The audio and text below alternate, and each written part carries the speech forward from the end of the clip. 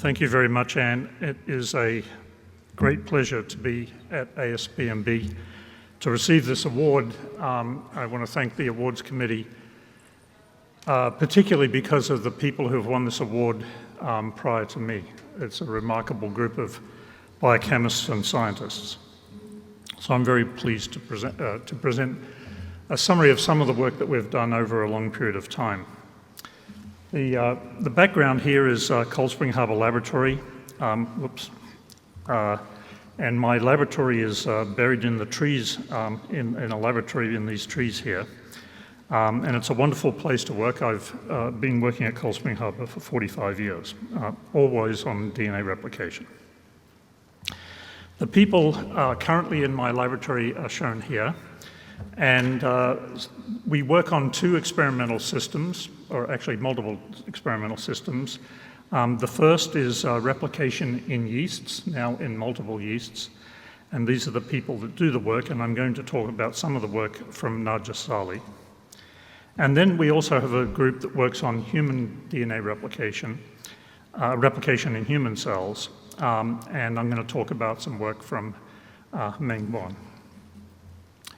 So I just wanted to give you a sense of the scale of this biological and biochemical problem. As you know, in each of our cells, we have 2 meters of DNA, 3 billion base pairs each from each parent. This picture here is a picture of an epithelial cheek cell with the nucleus stained in blue. So these are very large cells, and all of the DNA, this 2 meters of DNA, is scrunched up in chromatin inside those nuclei. The smaller blue dots, particularly on the lower cell, are bacteria, to give you a sense of scale. Remarkably, in our bone marrow, there are 500 million cells born every single minute of your lifetime. This is mostly produce red blood cells, but also the white blood cells. If you take the DNA from 500 million cells, it stretches out to 1 million kilometers. So imagine a million kilometers of DNA being made in your bone marrow multiple times during this lecture. 1 million kilometers is a long way. And when I first came up with this thing, I asked some students to estimate how far 1 million kilometers is. And nobody even was close. It's 25 times around the equator of the Earth. So imagine making DNA that stretches that far. The molecular machinery has to do this extremely accurately and precisely, as Anne said, before you go through mitosis. Otherwise, there's massive genetic instability. And to create even more of a problem, unlike in bacteria, our genome is divided into 46 separate chromosomes that all have to duplicate evenly. So how does that happen? I'll give you an example of a theoretical haploid genome that has 2 chromosomes. And what has to happen is that they have to duplicate completely, both of them, and there can't be reduplication. Now, when the double helix structure of DNA was discovered by Watson and Crick and Wilkins and Rosalind Franklin, Watson and Crick came up with the idea of the double helix being self-templated, and that in fact is the case. But it doesn't explain, it explains how one could copy the DNA, but it doesn't explain how 46 chromosomes can duplicate precisely once and only once in a cell division cycle. And this has to happen with the 46 chromosomes in the human genome. You cannot have uneven replication, otherwise it leads to aneuploidy, a common trait in cancer. You also cannot under-replicate certain regions of the genome because this causes problems in mitosis. And you can't reduplicate sections of chromosomes, which often happens in cancer cells, because it causes protease stress in cells, as well as genomic instability. So how do you avoid these genetic changes in every single cell division that we have in the trillions of cells, hundreds of trillion cells that produce the somatic cells of our body? All of the work that we've done came up with the concept that there are licensed marks on the chromosomes. These are going to be called pre-replicative complexes, but they're red dots for this argument. And these red dots mark the multiple sites along the chromosomes that determine whether the chromosome is replicated or not. They actually happen to coincide with the start sites of DNA replication as well. When the genome starts replicating, the marks are pushed off the chromosome. In fact, they're proteolytically destroyed, some of the components. And so the newly replicated DNA does not have the marks on them, and I'll tell you how that works. And as you completely replicate the DNA, when the marks are completely gone, that is the signal for entry into mitosis. So it is this mechanism of losing a licensed mark on the chromosome, called a pre-replicative complex, that can tell every chromosome that you've been duplicated and duplicated only once. So how does this work?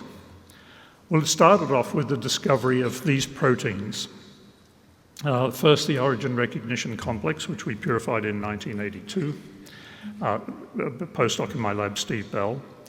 And then another postdoc found that a protein, through genetics, found a protein called CDC6 interacted with the origin recognition complex, and that it had a sequence similarity to the large subunit of ORC. Through yeast genetics, a number of laboratories, notably Bick Tai and David Botstein's laboratory, identified genes which are called mini-chromosome maintenance genes. And later on, biochemistry from Julian Blow's laboratory in Xenopus egg extracts identified the MCMs as a component of replication, and later we showed that this is part of the pre-replicative complex. The MCMs are chaperoned by a protein called CTD1. Now, during the cell division cycle, which was figured out by the discovery of the cyclin-dependent kinases, these drive the cell division cycle, and there's a period in the cell division cycle when there is no cyclin-dependent kinases, and that's called G1 phase.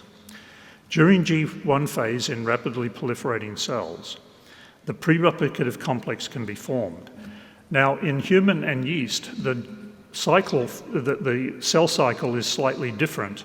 You'll notice that in yeast, the origin recognition complex is stable, whereas in humans, the ORC1 protein is unstable and degraded. This is in part to ensure that you don't get re-replication. In yeast, the CDC6 protein is degraded. Now, what happens is that the pre-replicative complex is assembled in G1, and then when one enters into S phase, driven by the cyclin-dependent kinases, the replication starts at these sites, and then the marks are removed as replication proceeds. And as I mentioned before, once all of the marks are removed, and if there are any marks left on the genome at the end, that means there's no that hasn't been replicated. And so the cell pauses, this is through a checkpoint mechanism, to replicate that part of the genome before it enters into mitosis. So how do we know about all of this? Well, we've spent many years, and not just my laboratory, but principally my lab and John Diffley's laboratory, in identifying the biochemical steps in assembly of the pre-replicative complex. The nice thing about biochemistry is you can add proteins and you can do them under different conditions and different temperatures and arrest intermediates using various biochemical tricks. And in doing this, we not only figured out the biochemistry of it, but we were able to determine the structures of all of the intermediate steps. So what happens is the origin recognition complex binds to CDC6, and you'll see this in higher resolution in a minute, and that recruits the first hexamer of the MCM chaperoned by CTD1. As I mentioned before, this is inhibited by the cyclin-dependent kinases, and the reason why it has to happen in G1 phase. This forms a pre-replicative complex on all of the potential origins in the genome, and then The cyclin-dependent kinases, which inhibit the first step, actually activate the second step to activate the MCMs, which become the replicative helicase. And there's a very large protein complex that's assembled around them to replicate each replicon in the chromosome. Through biochemistry and combination of genetics, it is now possible to reconstitute complete chromosome replication and chromatin assembly using entirely purified proteins, and those are shown here. This was first achieved in John Diffley's laboratory in 2017, but now in a number of laboratories. And the proteins that are shown in red were proteins that we discovered using SV40 DNA replication system, along with Tom Kelly and Jerry Hurwitz's laboratories. The rest of the proteins were identified by yeast genetics and then assembled into a remarkable system where a total of 107 different proteins, and some of these proteins, for instance, like PCNA, which is a trimer. So if you start to count trimers and tetramers and all of those proteins, there's a huge number of individual polypeptides that form this very large complex that replicates each replicon in the genome. So this is now being reconstituted, and we actually have the structures of almost all of these proteins. But I'm going to focus on the first step, the pre-replicative complex, because of time constraints. We first started reconstituting the pre-RC, and a former postdoc of mine, Christian Speck, who now has a laboratory in London, was reconstituting this step, and I reached out to Hui-Ling Li, who was at Brookhaven National Laboratory at the time, and he is a structural biologist that was doing cryo-EM in the ancient days of cryo-EM, when we used to get blobs, which are shown on the left. And the only reason we could tell where the proteins were was we tagged all of the subunits at both ends with the protein from bacteria called maltose binding protein, which is a 42 kD protein, where you could see this extra piece in the cryo-EM and you could tell where the subunits were. Well, of course, thanks to Nobel Prize winning work from a number of individuals, cryo-EM has now been transformed in the mid-2010s into now we can get very high resolution structures. And as I said, we can look at intermediates. I've collaborated with Christian and Hui-Ling Li, and also with Limor Joshua-Tor, who's a Cold Spring Harbor colleague, who has done both X-ray crystallography and cryo-EM on the proteins I'm going to talk about. So as I said, we can do time courses, and we have done structures of the entire process of intermediates of pre-RC assembly. In the yeast Saccharomyces, and this was actually fortuitous that we chose that as a system back in the early 80s with John Diffley when he was in my lab, that it has sequence-specific elements to which ORC binds, and then the ORC bends the DNA, shown here, and then recruits CDC6.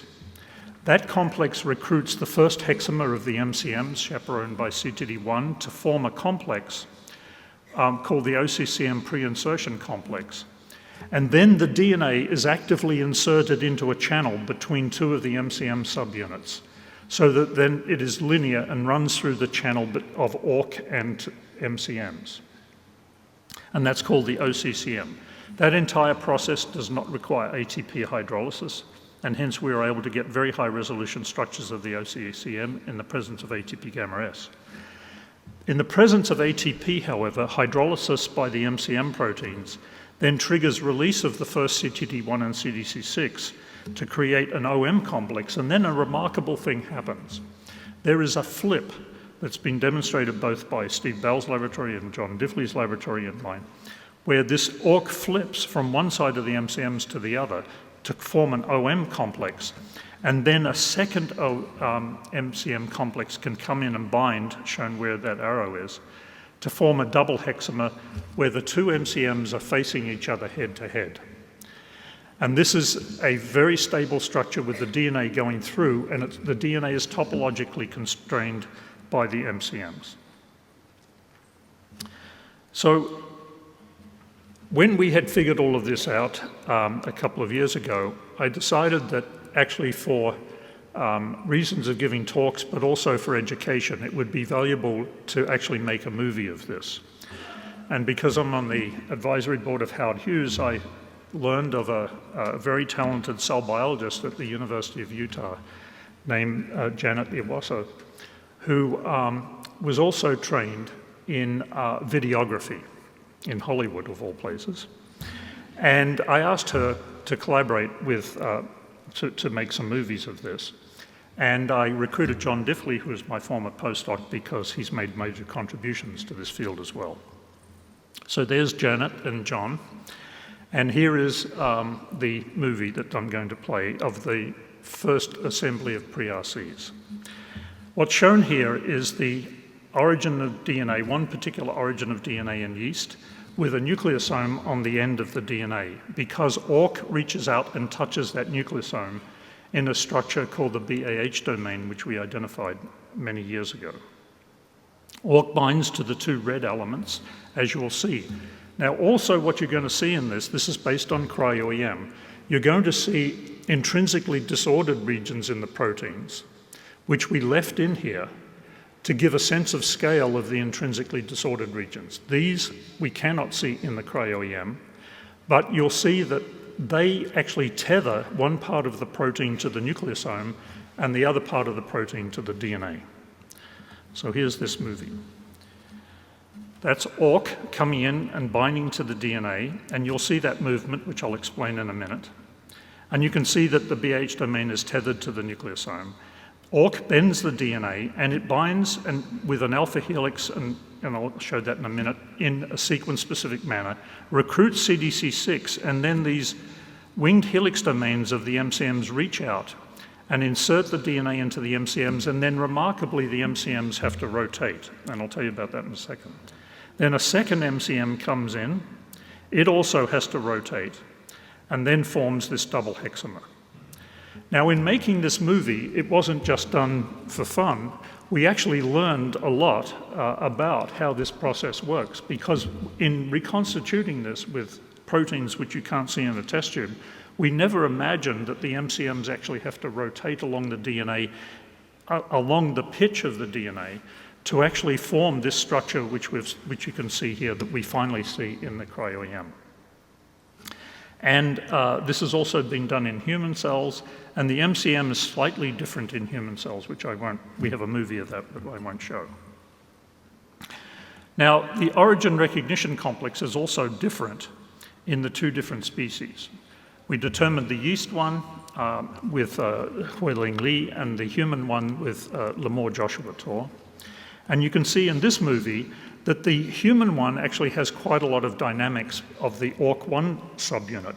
It moves from an inactive ATPase state to an active ATPase state, and then the entire complex moves. And we've been able to determine structures of 5 of these different structures using computational biochemistry of parsing the different structures that have been obtained from what looked like a single purified protein to be multiple complexes. Now, that protein that's moving there is one part of the ORC2 subunit, which opens up a channel to which the DNA, the double-stranded DNA, is inserted. In yeast, that binds in a sequence-specific manner, but in human cells, it does not. And in fact, as you'll see in all eukaryotes, it does not. So the yeast binding is determined by 3 different elements of the ORC subunits interacting with the DNA, but sequence-specific binding is determined by the ORC4 alpha helix, shown on the left there, and an ORC2 loop that inserts into a minor groove through pi interactions into the DNA, into the base pair. This determines sequence-specific binding in a small clade of yeasts that are related to Saccharomyces cerevisiae, the yeast that makes beer, bread, and wine. But all other eukaryotes do not have those 2 sequences. And this is just a phylogeny tree, and you can see on the top right of that grey square is Saccharomyces cerevisiae and some related yeasts that have sequence-specific origins. And at the bottom left is a species of budding yeast called Euroea lipolytica, which we are studying. And that is 300 million years away from Saccharomyces. And it is actually closer in replication to human than to budding, to the Saccharomyces. You can see it on the animals there that Euroia is about as far away from human to roundworms. And all plants do not have sequence-specific origins as well. And we know that because the structures of human orc done by Lamore Joshua Tor and yeast orc done by Huiling Li and myself, and also Beck Tai's group, and the Drosophila orc done by James Berger and Mike Botchin's group, you can see that the Drosophila in grey, the human in blue, and the yeast in red, only the yeast has that ORC4 alpha helix that inserts into the major groove that causes sequence-specific binding. The Drosophila and the human have a small loop there, and it's missing. So we've been studying replication in Euroia lipolytica, which is an industrial yeast, and it's used for industrial purposes. And this is a time course of EDU click chemistry in the presence of hydroxyurea to limit extensive replication. And what we find is that there are 651 origins, 250 more than Saccharomyces, but it's a larger genome. And these are very GC-rich sequences. And we've done motif searching, and there is no conserved motif in these origins.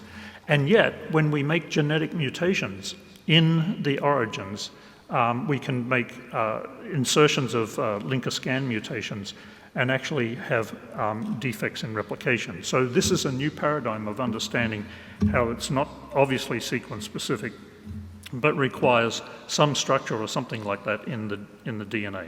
And you'll see what it might be in a minute. So that's Euroia, but what about human cells? And I'll finish on this. Human replication, as I said, does not have sequence-specific origins as far as we know.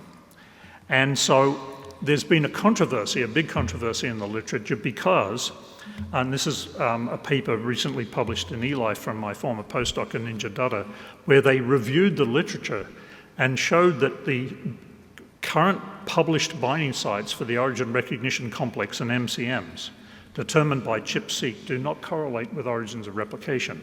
This goes against the yeast paradigm. And so there's two problems. One is either humans are really different from yeast, which I don't think is the case, or there's a lot of literature that is not correct. So we went back and reinvestigated this. And the technique that was used for the current literature was called ChIP-seq. And when you do ChIP-seq with these origin binding proteins, it turns out because those large intrinsically disordered regions cause liquid-liquid phase transitions, which we've shown and published, those liquid-liquid phase transitions cause a very large condensate to be precipitated. And if you do ChIP-seq, you're pulling down a very large amount of DNA. So we turned to a technique that was developed by Steve Henikoff's laboratory called cut and run or cut and tag, which turned out to be the solution to this. This shows the difference between our cut and run experiments, shown in red, looking at ORC binding sites, and a published ChIP-seq pattern of ORC binding that shows the differences between these two techniques. And the reason is when you IP, as I said, IP ORC from human cells, you bring down a very large amount of histones and other proteins, and you can't even see the ORC proteins in that Kamesi blue stain gel. So this explains why you have to be careful doing these types of experiments. Of course, there's cross-linking and all of that in ChIP-seq. So this is one section of chromosome 3, I think it is, in the human genome, looking at all of the ORC binding sites in this particular short region of the genome. And we used a statistic. We did 57 different cut and run experiments on exactly the same cells. And the reason for this is we wanted to show that we were actually reproducibly accurate. And so those that were present at 90% of the time are shown with the bars at the bottom, or 70% time, or 50% of the time are shown with all those bars. And so we were able to do statistics to say how many times during these 57 experiments were we able to reproduce this cut and run experiment. So it shows the variability of the experiments. But remarkably, these sites corresponded precisely to published origins of DNA replication in the human genome, shown in green and blue using 2 different techniques. So that suggests that, in fact, ORC and as you'll see, MCMs bind to origins of replication in the human genome.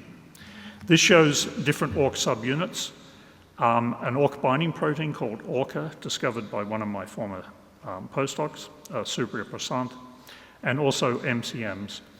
And these are different from other proteins like lamins or the histone H3K9 methyl cut and run patterns. So the other remarkable, and I'll finish on this, the other remarkable thing we found is that if you compare where ORC binding sites are, shown in the top panel where they're light green, and shown in blue is published DNA methylation patterns across the human genome. And you can see that those 2 ORC binding sites bind over hypomethylated DNA sequences adjacent to very hypermethylated DNA sequences. And we've found that the origin recognition complex binding sites in the human genome are extremely GC-rich and have the potential to form G4 quartets in single-stranded DNA. So it looks like that epigenetic modification of the genome may actually contribute to the bindings to where origins of replication occur, and hence ORC binding sites in the genome. And that's of interest for reasons I'll tell you in a second. So this shows actually on the left-hand side,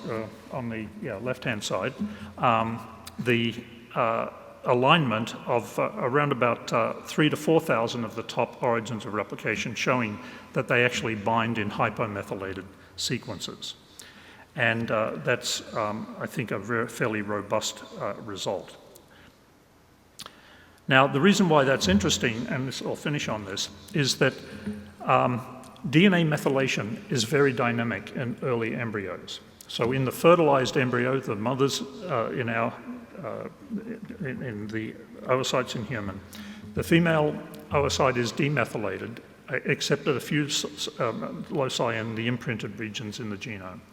And the paternal genome comes in and is immediately demethylated. And then the genome is remethylated during the early phases of embryogenesis in the zygote.